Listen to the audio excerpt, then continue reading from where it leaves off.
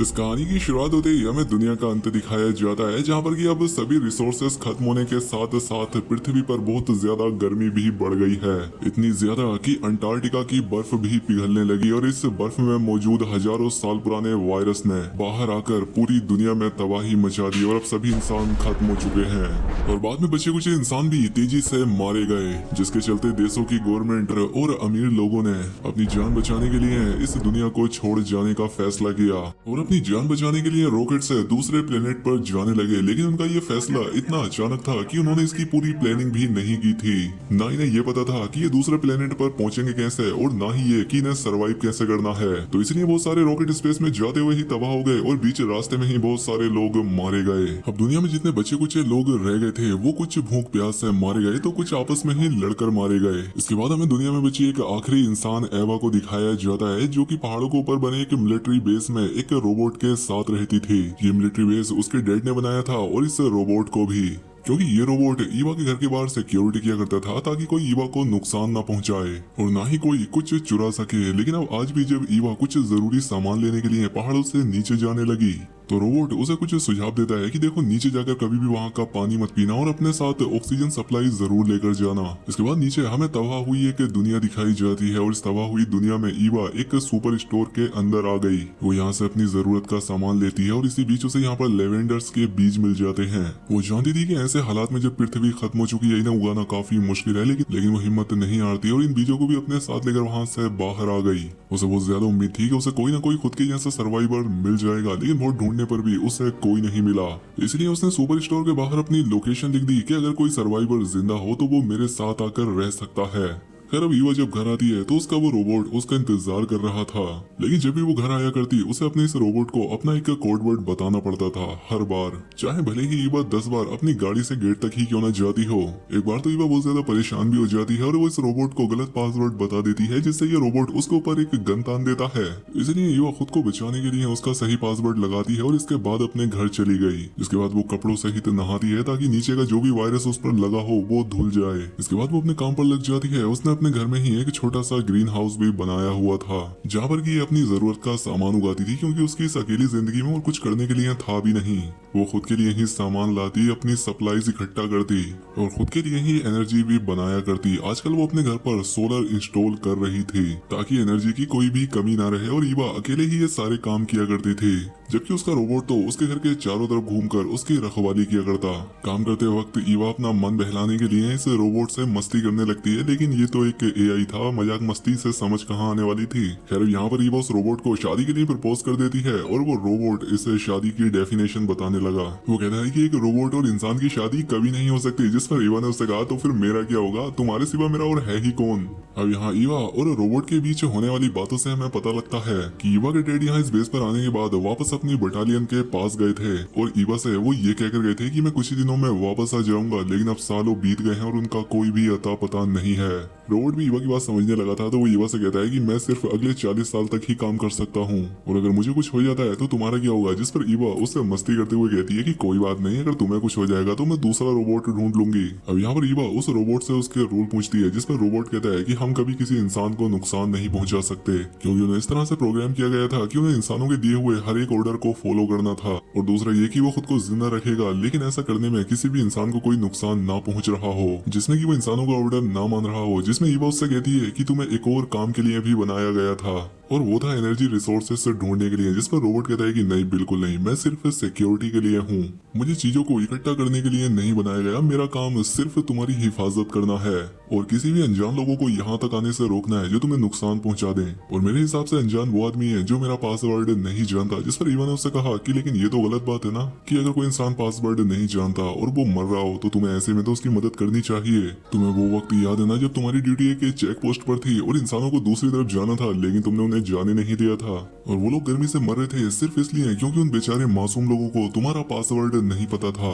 तुम और तुम्हारे जैसे बचे हुए रोबोट ने ही कुछ बचे कुछ इंसानों को भी वो बॉर्डर क्रॉस नहीं करने दिया और इससे बेचारे वो सभी लोग मारे गए। आगे ईवा ने कहा कि तुम्हारी वजह से ही ये दुनिया के सारे लोग खत्म हुए हैं, जिसके बाद तुम्हें रीप्रोग्राम कर दिया गया। लेकिन अगर मेरे बस की होती तो मैं तुम्हें दोबारा से रीप्रोग्राम करती और तुम्हें सारी चीजें याद दिलाती कि तुम कितने बड़े कमीने रह चुके हो। हालांकि ईवा को अभी तक इस रोबोट के साथ रहने में कंफर्टेबल फील नहीं होता था। वो हमेशा अभी भी इस तरह डरा करती, लेकिन वो उसे बंद भी नहीं कर सकती थी क्योंकि ये सारे काम उसके डैड ने इस रोबोट में डाल रखे थे। अब क्रिसमस आने वाला था और ईवा ने उस रोबोट से पूछा कि क्या तुम्हें क्रिसमस के लिए कोई गिफ्ट चाहिए। इस पर रोबोट उसे याद दिलाता है कि हम लोग गिफ्ट नहीं लेते, जिस पर ईवा को फिर से अपनी जिंदगी याद आ गई कि आखिरकार वो एक इमोशनलेस रोबोट के साथ ही तो रह रही है, उससे क्या उम्मीद की जाए। आखिर में ईवा कहती है कि ठीक है, भले तुम रोबोट हो लेकिन कम से कम इंसान बनने का नाटक तो कर ही सकते हो ना। खैर अब शाम में वो रोबोट ईवा के पास आता है और उससे कहता है कि ठीक है, अगर तुम मुझे कोई गिफ्ट देना ही चाहती हो तो तुम मुझे एक आंख गिफ्ट करो जिससे कि मैं सब कुछ देख पाऊं। जिस पर ईवा ने उससे कहा कि हाँ वैसे आइडिया बुरा नहीं है, इस बारे में सोचा जा सकता है। अगली सुबह हमने देखा कि ईवा एक आर्टिफिशियल ट्री लेने के लिए फिर से नीचे जाने वाली थी क्योंकि अब इस दुनिया में सभी असली पेड़ मर चुके थे, क्योंकि उसे क्रिसमस के लिए एक ट्री डेकोरेट करना था। नीचे जाने से पहले रोबोट ने उसे फिर से वही इंस्ट्रक्शन दिए कि नीचे ऑक्सीजन टैंक लेकर जाना है और नीचे का पानी नहीं पीना। खैर अब इसके बाद ईवा जब अपना सारा सामान लेकर वापस आती है और अब उसे घर के अंदर जाना था और रोबोट ने उससे हर बार की तरह पासवर्ड मांगा और ईवा उसे बता भी देती है, लेकिन इसके बावजूद भी रोबोट ने उस पर गन तान दी क्योंकि ईवा ने इसे गलत पासवर्ड बता दिया था और इस रोबोट का पासवर्ड हर 3 महीने में रीन्यू होता था और नया पासवर्ड ईवा के डैड के जर्नल में था क्योंकि ये उन्होंने ही सेट किए थे, क्योंकि सभी पासवर्ड उसके डैड की उस डायरी में थे और वो डायरी वो तब देख पाती जब घर के अंदर जाती। लेकिन ये कमीना रोबोट इसे अंदर जाने नहीं देता, इसलिए ईवा इस रोबोट की विनती करने लगी कि देख मुझे अंदर जाने दे, मैं अंदर जाकर बता दूंगी। लेकिन रोबोट के अंदर कोई फीलिंग नहीं थी और ईवा को भयंकर प्यास भी लगी थी। उसके जितने भी पासवर्ड याद थे उसने वो सारे बोल दिए, लेकिन वो सबके सब गलत थे। अब ईवा इस रोबोट को समझाने की कोशिश करती है कि देखो दोस्त, अब इस दुनिया में आखिरी इंसान मैं ही बची हूँ और तुम्हें मेरी ही हिफाजत के लिए यहाँ लाया गया है, तो प्लीज 1 मिनट के लिए मुझे अंदर जाने दो, मैं अंदर जाकर तुम्हें पासवर्ड बता दूंगी। लेकिन रोबोट उसकी कोई भी बात सुनने को तैयार ही नहीं था, इसलिए ईवा दूर जाकर बैठ गई। उसने सोचा कि जब थोड़ी देर के बाद इस रोबोट का ध्यान भटकेगा तो वो तुरंत अंदर चली जाएगी और जब वो ऐसा करने की कोशिश करने लगी तो रोबोट ने साइड से आकर उस पर गन तान दी, यानी कि ऐसा करना भी उसके लिए सेफ नहीं है। यानी कि अब वो अपने घर के अंदर जाने के लिए ही तरस गई थी। थोड़ी देर के बाद ईवा एक नए आइडिया के साथ उस रोबोट के पास आती है। उसे कहती है कि मुझे अंदर जाने दो, मुझे कुल्हाड़ी की जरूरत है क्योंकि मुझे पेड़ काटने हैं। रोबोट उससे कहता है कि लेकिन अब इस दुनिया में तो कोई जिंदा पेड़ है ही नहीं, तो तुम्हें कुल्हाड़ी क्यों चाहिए। अब क्योंकि वैसे तो इस रोबोट को सब कुछ याद था, हालांकि ईवा भी, लेकिन ये बेचारा रोबोट भी अपनी प्रोग्रामिंग की वजह से मजबूर था, क्योंकि जो भी उसे पासवर्ड नहीं बताता था इस रोबोट के लिए वो अनजान है और उसे ये अंदर जाने कभी नहीं दे सकता। क्योंकि ईवा उसे अच्छे से याद थी, लेकिन जब तक ये भी उसे पासवर्ड नहीं बता देगी ये भी अंदर नहीं जा सकती। एक बार फिर से ईवा उसके सामने किसी इंसान की तरह गिड़गिड़ाने लगती है, उससे भीख मांगने लगी और जर्नल में देखकर मैं तुम्हें तुम्हारा पासवर्ड बता दूंगी। लेकिन रोबोट उसकी कोई भी बात सुनने को तैयार नहीं था।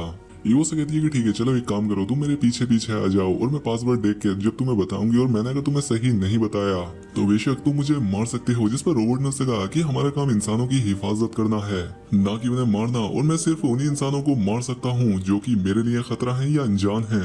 ईवा ने इस रोबोट की हरकतें देखकर अब ट्राई करना भी छोड़ दिया और पूरी रात अपने कैंप के बाहर ही बिताई। उसने सोचा कि वो रात में चुपके से अपने कैंप के अंदर चली जाएगी, लेकिन रात में भी यह रोबोट अपनी जगह से हिल ही नहीं रहा था।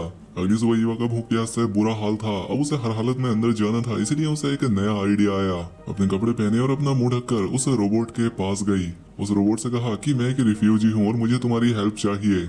उसने उस रोबोट को बताया कि रोबोट के रूल्स के मुताबिक तुम्हें मेरी मदद करनी चाहिए और कोई भी रिफ्यूजी दूसरी जगह पर आकर बड़े ही आराम से पनाह ले सकता है अगर उसे अपने देश में खतरा हो। जिस पर रोबोट उसे पूछता है, अच्छा तो तुम किस तरह के रिफ्यूजी हो, डिजास्टर रिफ्यूजी या फिर पॉलिटिकल रिफ्यूजी।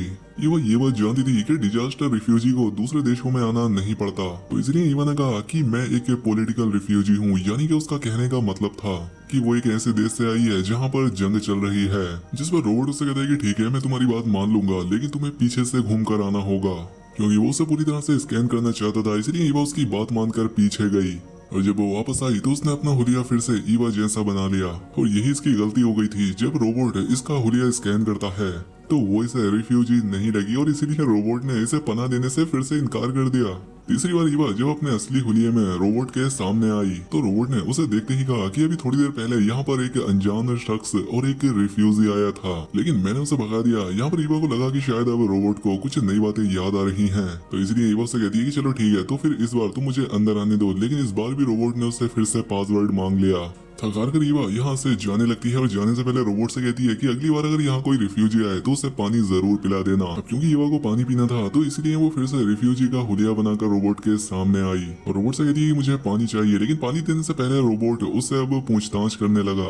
रोबोट उससे डॉक्यूमेंट्स मांगने लगा, जिस पर ईवा उस पर गुस्सा होती है कि तुम पागल हो, मैं जंग के मैदान से भाग कर आई हूँ, रिफ्यूजी हूँ मैं, ऐसे में मेरे पास डॉक्यूमेंट कैसे हो सकते हैं। जिस पर रोबोट कहता है कि चलो ठीक है, लेकिन तुम्हें एक बात जरूर बतानी होगी कि तुम हमारे देश में रहना क्यों चाहती हो। तो ईवा ने झूठी स्टोरी बताई कि मेरे पेरेंट्स मारे गए और मैं अकेली रहती थी, मेरी जान को भी खतरा था, इसीलिए अब मैं यहाँ आ गई। तंग आकर वो रोबोट से दोबारा पानी मांगती है, जिस पर रोबोट उसे कहता है कि ठीक है, मैं एक रिफ्यूजी को तभी पानी दूंगा जब मैं पहले ईवा को पानी पिला दूंगा, और ईवा को मैं पानी तब दूंगा जब वो मुझे अपना पासवर्ड बता देगी। लेकिन पासवर्ड ही तो ईवा को याद नहीं था, इसलिए एक और रात उसे यहाँ बाहर बितानी पड़ी। भूख और प्यास से उसका शरीर अब बहुत कमजोर पड़ चुका था, इसलिए सुबह होने पर वो रोबोट के सामने गिड़गिड़ाने लगी कि प्लीज तुम मुझे थोड़ा सा पानी दे दो या सिर्फ कुछ ही सेकंड के लिए मुझे अंदर जाने दो। लेकिन रोबोट उसे कहता है कि मुझे माफ करना, मैं तुम्हारी कोई मदद नहीं कर सकता, हालांकि मैं तुम्हारी मदद कर भी देता अगर मुझे ऐसा लगता कि तुम दुनिया की आखिरी इंसान हो। लेकिन कल ही मेरे सामने एक रिफ्यूजी और एक अनजान लड़की आई थी और अब ऐसे में मुझे दो और लोग जिंदा मिलने की वजह से तुम्हारी कद्र अब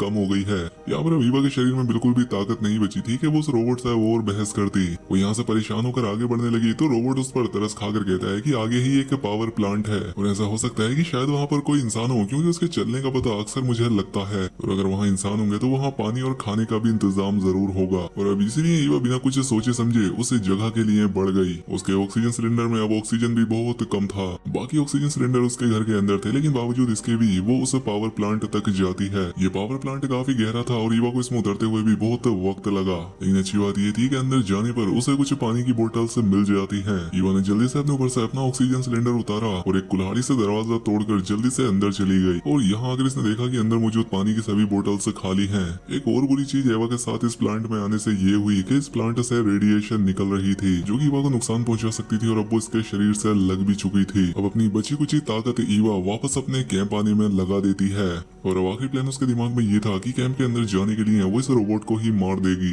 अपनी जान बचाने के लिए वो अपनी गाड़ी को उस रोबोट के ऊपर ही चढ़ा देती है, लेकिन पता ये लगता है कि ये रोबोट बहुत ही मजबूत लोहे से बना था। गाड़ी के उस रोबोट में टकराने से इसकी गाड़ी में ही आग लग गई, लेकिन उस रोबोट को कुछ नहीं हुआ। अगली सुबह हमने देखा कि ईवा की हालत बहुत बुरी हो चुकी थी और उसके पास अब चंद ही सांसें बची थी। मरने से पहले जो उसके पास लेवेंडर के सीड्स थे वो उन्हें जमीन में गाड़ देती है, इसी उम्मीद में कि शायद कभी न कभी ये उग जाएंगे। अब उसे यहाँ देखकर उसका रोबोट उसके पास आता है और रात में होने वाली हर एक चीज की रिपोर्ट उसे देता है कि कल रात किसी अनजान शख्स ने मुझे मारने की कोशिश की थी। ईवा उसकी किसी बात पर ध्यान नहीं दे रही थी और उससे पानी मांग रही थी, लेकिन रोबोट उससे कहता है कि अब इस जगह पर हमले होने लगे हैं और मैं अपनी ड्यूटी नहीं छोड़ सकता। अब ईवा को डिहाइड्रेशन और भूख की वजह से हेलुसिनेशन होने लगते हैं, ऐसी चीजें जो कि उसके साथ हो ही नहीं रही थी। वो अपने आप को अच्छे कपड़े पहनकर एक अच्छी दुनिया में देख पा रही थी। अगली हेलुसिनेशन में वो ये देखती है कि जैसे उसके डैड उसे पानी पिलाने के लिए आए हैं, लेकिन होश आने पर वो देखती है कि सामने उसका वो रोबोट ही था जो उससे पासवर्ड मांग रहा था। लेकिन ईवा के अंदर बोलने की भी अब ताकत नहीं बची थी। रोबोट उसे कहता है कि अगर तुम मर गई तो मेरा पासवर्ड ऑटोमेटिकली रीसेट हो जाएगा। ईवा उसकी बात पर ध्यान नहीं देती और उससे अपनी आखिरी विश कहती है कि मेरे मरने के बाद कि तुम मेरे लेवेंडर के सीड्स को पानी देते रहना, और ये कहते ही वो मर जाती है और रोबोट ने अपना नया पासवर्ड लेवेंडर सेट कर लिया। और इस हरामखोर रोबोट की वजह से अच्छी खासी लड़की मर गई और इस कमीने को कोई दुख भी नहीं हुआ, क्योंकि ये सिर्फ एक आर्टिफिशियल इंटेलिजेंस थी। जिससे दोस्तों सीखने को सिर्फ यही मिलता है कि ये आर्टिफिशियल इंटेलिजेंस कभी भी इंसानों जैसी फीलिंग्स नहीं रख सकते, कि आर्टिफिशियल इंटेलिजेंस हम इंसानों से काम करने में तो कहीं ज्यादा बेहतर हो सकती है, लेकिन हम इंसानों के अंदर जो प्यार, मोहब्बत और एक दूसरे की मदद करने का जो स्वभाव है वो कभी भी इनके अंदर नहीं आ सकता, और इस चीज में इंसान हमेशा इनसे आगे ही रहेंगे। और बस अब यहीं पर ये फिल्म खत्म हो जाती है। तो दोस्तों आपको ये वीडियो कैसी लगी हमें कमेंट करके जरूर बताएं। वैसे दोस्तों इस फिल्म की एंडिंग मुझे भी बहुत ज्यादा बुरी लगी, लेकिन फिल्म के मेकर्स ने आर्टिफिशियल इंटेलिजेंस को लेकर एक मैसेज दिया है कि ये इंसानों के लिए कितनी ज्यादा खतरनाक हो सकती है। बाकी दोस्तों आपकी इस फिल्म को लेकर क्या राय है हमें कमेंट करके जरूर बताएं। मिलते हैं ऐसी ही अगली शानदार वीडियो में।